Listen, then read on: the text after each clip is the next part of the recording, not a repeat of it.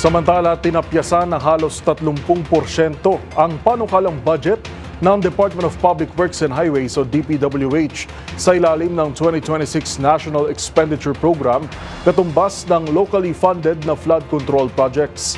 Ang pondong ikinaltas sa ahensya, ilalaan na lang umano sa ibang mahahalagang sektor tulad ng edukasyon at healthcare.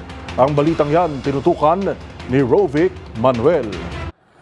Formal nang inirekomenda ni Department of Public Works and Highways o DPWH Secretary Vince Dizon ang pagtatanggal ng pondo para sa locally funded flood control projects sa kanilang 2026 National Expenditure Program. Dito tinapyasan ang kagawaran ng panukalang 2026 budget nito mula sa kasalukuyang 881.312 billion pesos patungo sa 624.784 billion pesos. Katumbas ito ng halos 255.258 billion pesos o 28.99% na bawas mula sa unang isinumiteng panukalang budget. Ayon sa kalihim, ang pagtatapyas ay alinsunod sa direktiba ni Pangulong Bongbong Marcos Jr. na alisin na ang lahat ng locally funded flood control projects ng kagawaran.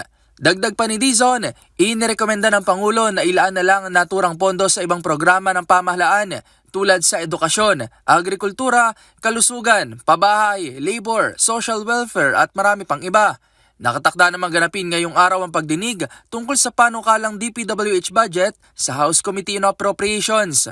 Kaugnay nito, nagpapatuloy pa rin ang investigasyon ng iba't ibang ahensya, Senado at Kamara sa maanumalyang flood control projects.